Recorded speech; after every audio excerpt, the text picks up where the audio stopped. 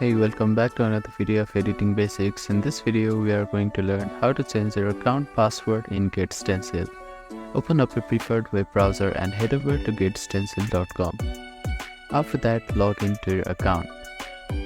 Now, click on My Account drop-down at the top right corner of the screen. Then select Settings. On the Profile tab, click on Update Namesave Profile. Here, you'll be directed to another window. Now, click on Security option.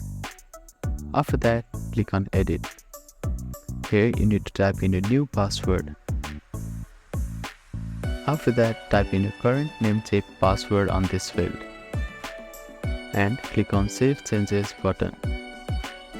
And that is how you can change a password on GetStencil. Thank you for watching this video. Please do not forget to like, share and subscribe to our channel and comment down if you have any queries.